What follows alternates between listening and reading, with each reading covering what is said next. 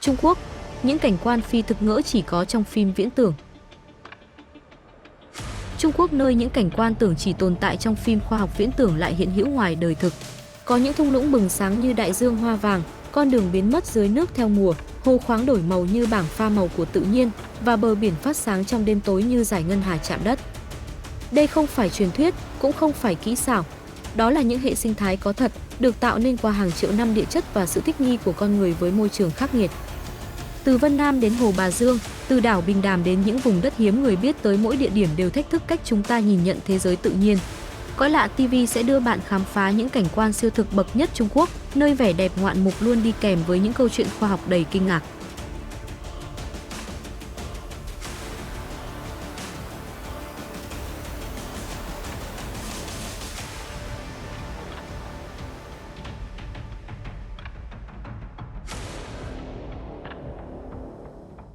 Cánh đồng hoa cải La Bình.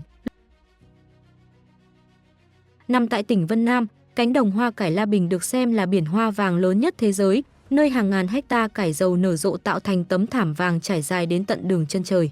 Không giống những cánh đồng bằng phẳng thông thường, địa hình karst độc đáo đã biến nơi đây thành một mê cung ruộng bậc thang, hố sụt và thung lũng, tạo nên những đường cong tự nhiên hiếm thấy trong nông nghiệp quy mô lớn. Ở một số khu vực, hoa cải không mọc trên đất phẳng mà bao quanh các hố sụt karst sâu tới khoảng 160 feet, tạo thành những vòng xoắn khổng lồ nhìn từ trên cao như dấu vân tay của trái đất. Sự kết hợp giữa địa chất cổ đại và canh tác hiện đại đã biến cảnh quan này thành một hiện tượng thị giác gần như siêu thực, nơi thiên nhiên và con người hòa quyện thành một tác phẩm sống động. Điều đặc biệt là khi phần lớn Trung Quốc vẫn chìm trong cái lạnh cuối đông, La Bình đã bước vào mùa xuân từ tháng 2. Hàng tỷ con ong được vận chuyển đến đây mỗi năm để thụ phấn, và âm thanh vo ve tập thể của chúng tạo thành một bản giao hưởng sinh học vang vọng khắp thung lũng. Đây không chỉ là hoạt động nông nghiệp mà còn là một hiện tượng sinh thái quy mô quốc gia. Tuy nhiên, vẻ đẹp rực rỡ này chỉ đạt đỉnh trong khoảng 21 đến 30 ngày mỗi năm. Trong khoảng thời gian ngắn ngủi ấy, toàn bộ thung lũng bừng sáng như một đại dương vàng sống động, thu hút nhiếp ảnh gia và du khách từ khắp thế giới đến chứng kiến khoảnh khắc thiên nhiên đạt đến sự hoàn mỹ thoáng qua.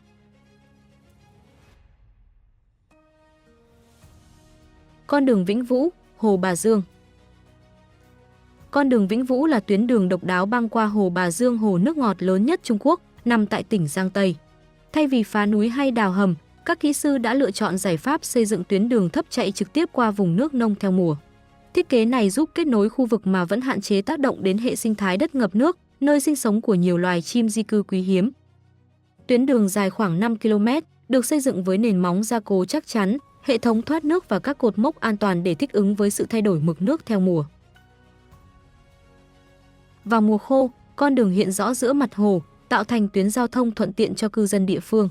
Tuy nhiên, khi mùa mưa đến và mực nước dâng cao, toàn bộ mặt đường có thể bị ngập trong làn nước nông, tạo nên cảnh tượng thị giác đặc biệt, những chiếc xe di chuyển chậm rãi giữa làn nước phẳng lặng như đang lướt trên mặt hồ. Hiện tượng này không phải sự cố kỹ thuật mà là một phần trong thiết kế có chủ đích. Độ cao mặt đường được tính toán để vẫn đảm bảo an toàn khi ngập nông, đồng thời cho phép nước lưu thông tự nhiên, tránh làm gián đoạn dòng chảy và môi trường sống của động vật hoang dã. Ngày nay, nơi đây không chỉ là công trình hạ tầng phục vụ đời sống mà còn trở thành điểm thu hút du khách và nhiếp ảnh gia. Con đường là minh chứng cho cách con người có thể thích nghi với điều kiện tự nhiên, kết hợp kỹ thuật hiện đại với mục tiêu bảo tồn hệ sinh thái bền vững. Đại Đán Hồ. Nằm sâu trong bồn địa Ca Đam khô cằn của tỉnh Thanh Hải, Đại Đán Hồ còn gọi là Hồ Phỉ Thúy là một cảnh quan độc đáo được hình thành từ dấu tích công nghiệp thay vì quá trình tự nhiên thuần túy. Khu vực này từng là các mỏ muối và khoáng sản phục vụ ngành hóa chất. Khi hoạt động khai thác dừng lại, nước ngầm và nước muối tích tụ trong những hố khai khoáng bỏ hoang, tạo nên hàng trăm hồ nhỏ nằm rải rác giữa sa mạc rộng lớn. Điểm nổi bật của nơi đây là hàm lượng khoáng chất cực cao, lithium, kali và magie phản ứng với ánh sáng mặt trời, tạo ra các dải màu chuyển sắc từ xanh lam nhạt, xanh ngọc lục bảo đến vàng hổ phách. Mỗi hồ mang một sắc thái riêng biệt, khiến toàn bộ khu vực trông như bảng màu khổng lồ trên nền đất trắng muối. Sự tương phản giữa màu nước rực rỡ và môi trường khô hạn tạo nên vẻ đẹp siêu thực nhưng vẫn có giá trị nghiên cứu địa chất. Bao quanh các hồ là địa hình sa đan, những khối đất đá bị gió bào mòn qua hàng triệu năm, tạo thành cấu trúc lởm chởm độc đáo. Lớp muối trắng dày dưới đáy hồ phản chiếu bầu trời và dãy núi tuyết xa xa, hình thành hiệu ứng gương bầu trời ấn tượng trong điều kiện thời tiết thuận lợi. Dù sở hữu vẻ đẹp mê hoặc, môi trường tại đây có độ mặn rất cao, không phù hợp cho sinh vật nước ngọt và không thể sử dụng cho sinh hoạt thường ngày. Ngày nay, Đại Đán Hồ vừa là điểm du lịch mới nổi, vừa là minh chứng rõ ràng cho cách con người và tự nhiên có thể cùng tạo nên những cảnh quan ngoài sức tưởng tượng. Hiện tượng nước mắt xanh, đảo Bình Đàm. Xuất hiện dọc bờ biển đảo Bình Đàm, hiện tượng nước mắt xanh là một dạng phát quang sinh học khiến mặt biển bừng sáng trong bóng tối. Khi sóng vỗ bờ, bước chân chạm nước hoặc bàn tay khuấy nhẹ mặt biển, hàng triệu sinh vật phù du phát ra ánh sáng xanh lam huyền ảo.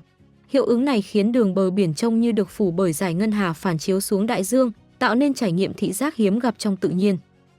Ánh sáng xanh được tạo ra bởi các vi sinh vật biển có khả năng phát quang khi bị kích thích cơ học. Đây là cơ chế tự vệ giúp chúng làm rối loạn kẻ săn mồi hoặc thu hút sinh vật lớn hơn đến đe dọa kẻ tấn công. Cường độ phát sáng phụ thuộc vào mật độ sinh vật phù du, nhiệt độ nước và điều kiện thủy triều, khiến hiện tượng này chỉ xuất hiện trong những thời điểm thích hợp. Nước mắt xanh thường đạt đỉnh từ tháng 4 đến tháng 8, khi nhiệt độ biển ấm lên và dòng hải lưu mang theo lượng lớn vi sinh vật phát quang đến vùng ven bờ. Để quan sát rõ nhất, môi trường cần gần như không có ánh sáng nhân tạo, vì ánh đèn mạnh có thể làm lu mờ ánh sáng sinh học yếu ớt. Không chỉ là cảnh quan ngoạn mục, hiện tượng này còn giúp các nhà khoa học theo dõi sức khỏe hệ sinh thái biển, vì sự xuất hiện của sinh vật phát quang phản ánh những thay đổi trong môi trường đại dương. Vùng đất đỏ Đông Xuyên. Nằm ở ngoại ô thành phố Côn Minh, vùng đất đỏ Đông Xuyên được xem là một trong những cảnh quan đất đỏ rộng lớn và ấn tượng nhất thế giới. Những dải đồi uốn lượn phủ sắc đỏ thẫm trải dài đến tận chân trời, tạo nên một bức tranh tự nhiên sống động, liên tục thay đổi màu sắc theo ánh sáng, thời tiết và mùa vụ trong năm. Trước giữa thập niên 1990, khu vực này gần như tách biệt với thế giới bên ngoài do địa hình hiểm trở, cho đến khi các nhiếp ảnh gia phát hiện và lan tỏa vẻ đẹp hiếm có của nó ra cộng đồng quốc tế. Màu đỏ đặc trưng không phải do canh tác, mà hình thành từ hàm lượng sắt và nhôm cao trong đất bị oxy hóa qua hàng triệu năm. Quá trình phong hóa lâu dài đã tạo nên lớp đất giàu khoáng chất với gam màu chuyển từ đỏ gạch đến đỏ nâu sẫm, đôi khi ánh lên sắc cam dưới nắng chiều. Xen giữa các dải đất là những thửa ruộng bậc thang, nơi người dân địa phương trồng khoai tây, lúa mạch và cải dầu, tạo nên sự tương phản nổi bật giữa sắc đỏ của đất và màu xanh, vàng theo mùa vụ canh tác. Đôi khi, một cây cổ thụ đơn độc đứng trên đỉnh đồi chọc trở thành điểm nhấn thị giác mạnh mẽ, làm nổi bật quy mô rộng lớn và sự trống trải của cảnh quan xung quanh. Chính sự kết hợp giữa địa chất độc đáo, khí hậu cao nguyên và hoạt động nông nghiệp truyền thống đã biến Đông Xuyên thành điểm đến yêu thích của nhiếp ảnh gia, nhà địa chất và các nhà nghiên cứu môi trường.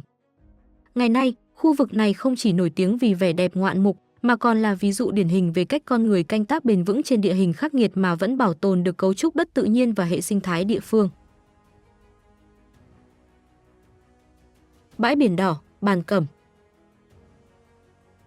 Red Beach ở thành phố Panjin là một trong những cảnh quan hiếm có trên trái đất, nổi tiếng với thảm thực vật chuyển sang màu đỏ rực mỗi độ thu về. Không giống những bãi biển thông thường, nơi đây hoàn toàn không có cát, toàn bộ bề mặt là vùng đầm lầy mặn rộng lớn, được bao phủ bởi loài cỏ nến Suaeda sansa, một loại cây chịu mặn đặc biệt có khả năng biến đổi màu sắc theo chu kỳ sinh trưởng và nồng độ muối trong đất. Vào mùa xuân và mùa hè, cây mang sắc xanh non dịu mắt, góp phần ổn định đất ngập mặn và tạo môi trường sống cho nhiều loài chim di cư. Nhưng khi bước sang mùa thu, dưới tác động của độ mặn cao và quá trình thích nghi sinh tồn, chúng chuyển sang màu đỏ thẫm như một phản ứng sinh hóa tự nhiên. Hiện tượng này khiến hơn 130 km² đất ngập mặn trông giống như một đại dương đỏ rực, tạo nên khung cảnh siêu thực hiếm thấy trong tự nhiên. Giữa không gian đỏ thẫm mênh mông ấy, những lối đi bằng gỗ được xây dựng nhằm bảo vệ hệ sinh thái mong manh và đảm bảo an toàn cho du khách, bởi lớp bùn mặn bên dưới cực kỳ mềm và có thể lún sâu. Các lối đi này cũng giúp hạn chế tác động của con người lên thảm thực vật quý hiếm. Vẻ đẹp rực rỡ nhất chỉ kéo dài khoảng 20 đến 30 ngày, từ cuối tháng 9 đến đầu tháng 10. Trong khoảng thời gian ngắn ngủi này, toàn bộ vùng đầm lầy bừng sáng như một tấm thảm đỏ sống động, biến nơi đây thành điểm đến theo mùa đầy mê hoặc đối với những ai yêu thích cảnh quan độc nhất vô nhị và hệ sinh thái đất ngập nước đặc biệt. Cầu kính Đại Hiệp Cốc Trương Gia Giới. Ẩn mình giữa những cột đá sa thạch khổng lồ của Trương Gia Giới, cây cầu kính Đại Hiệp Cốc không chỉ là một công trình kiến trúc mà còn là thử thách tâm lý khiến nhiều người phải chùn bước ngay từ bước chân đầu tiên. Treo lơ lửng ở độ cao gần 300 mét so với đáy hẻm núi, cây cầu trong suốt khiến mọi cảm giác an toàn quen thuộc tan biến, thay vào đó là cảm giác như đang bước đi trên không trung. Khi sương mù dâng lên, toàn bộ hẻm núi biến mất dưới lớp mây trắng đục. Những người đứng trên cầu chỉ còn nhìn thấy chính mình và khoảng không vô tận bên dưới, tạo nên ảo giác kỳ dị rằng cây cầu không hề tồn tại. Trong khoảnh khắc đó, Ranh giới giữa thực tại và hư vô trở nên mong manh đến đáng sợ. Trước ngày mở cửa, để chứng minh độ an toàn, các kỹ sư đã cho người dùng búa tạ đập vỡ bề mặt kính nhiều lớp và thậm chí lái xe qua những tấm kính nứt vỡ. Tuy vậy, những vết nứt loang lổ ấy lại vô tình làm tăng cảm giác bất an, khiến du khách có cảm giác như mặt kính có thể vỡ vụn bất cứ lúc nào dưới chân họ. Ngày nay, cây cầu không chỉ là điểm tham quan mà còn là nơi con người đối diện với nỗi sợ nguyên thủy, nỗi sợ độ cao, khoảng không vô tận và cảm giác bị treo lơ lửng giữa trời đất. Ở đây, mỗi bước chân không chỉ là một chuyển động, mà là một cuộc đấu tranh thầm lặng giữa lý trí và bản năng sinh tồn. Cầu Như Ý. Vắt mình qua một hẻm núi sâu hun hút, cầu Như Ý là một trong những cây cầu đi bộ hiện đại gây choáng ngợp nhất Trung Quốc. Từ trên cao khoảng 460 feet so với đáy vực tương đương hơn 40 tầng nhà, cây cầu uốn lượn mềm mại như dải lụa giữa không trung, khiến bất kỳ ai đặt chân lên cũng có cảm giác như đang bước đi giữa mây trời. Điểm đặc trưng nhất của công trình này là thiết kế cong liên tục không theo một trục thẳng cố định. Nhìn từ các góc khác nhau, hình dáng cây cầu thay đổi liên tục, tạo nên ảo giác thị giác kỳ lạ như thể nó đang chuyển động. Phần lớn lối đi được lát bằng kính cường lực trong suốt, cho phép du khách nhìn thẳng xuống đáy hẻm núi sâu thẳm bên dưới, một trải nghiệm vừa mê hoặc vừa thách thức lòng can đảm. Không chỉ mang tính thẩm mỹ, độ cong uốn lượn của cầu còn đóng vai trò kỹ thuật quan trọng. Thiết kế này giúp phân tán lực gió mạnh thường xuất hiện ở độ cao lớn và giảm sự tập trung ứng suất lên khung thép, đảm bảo độ ổn định lâu dài cho toàn bộ cấu trúc. Nhờ sự kết hợp giữa nghệ thuật kiến trúc và kỹ thuật tiên tiến, cầu Như Ý không chỉ là lối đi qua hẻm núi mà còn là biểu tượng cho khả năng chinh phục không gian của con người. Vào những ngày sương mù dày, cây cầu gần như biến mất khỏi tầm nhìn, chỉ còn lại những bóng người lơ lửng giữa không trung. Chính khoảnh khắc siêu thực ấy đã biến nơi đây thành một điểm đến khiến du khách vừa kinh ngạc, vừa không khỏi rùng mình trước vẻ đẹp kỳ bí của nó.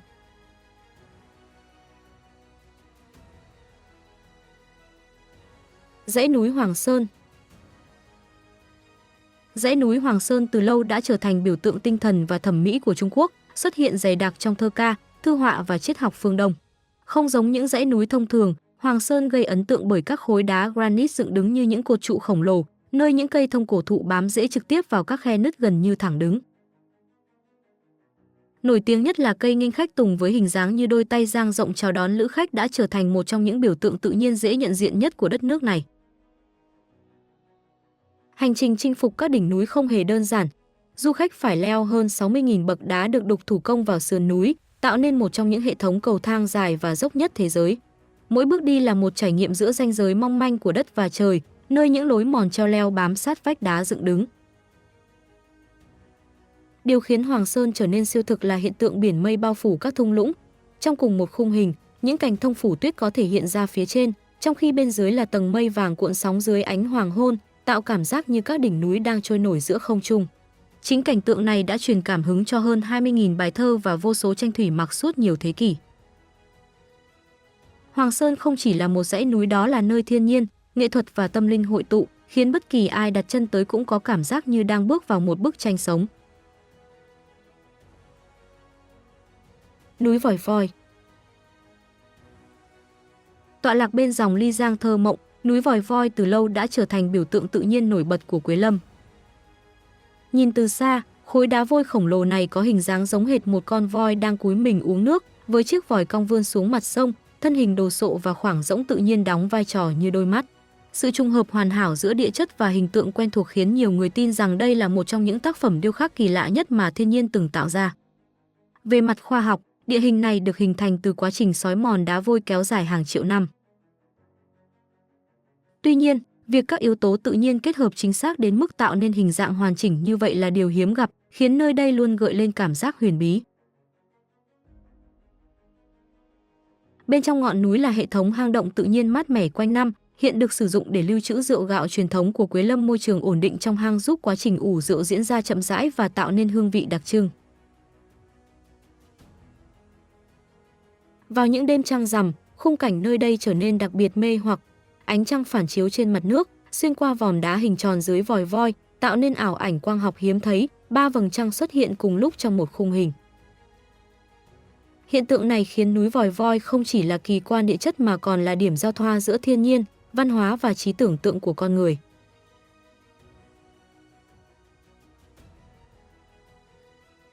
Nếu bạn thấy những cảnh quan này khiến thế giới quen thuộc trở nên hoàn toàn xa lạ, đừng quên nhấn like để ủng hộ video và giúp nhiều người hơn khám phá những điều kỳ diệu của trái đất. Hãy subscribe và bật chuông thông báo để không bỏ lỡ những hành trình tiếp theo nơi chúng ta tiếp tục đi tìm những địa điểm có thật nhưng đẹp như bước ra từ giấc mơ. Bạn ấn tượng nhất với địa danh nào? Hãy chia sẻ cảm nhận của bạn ở phần bình luận nhé!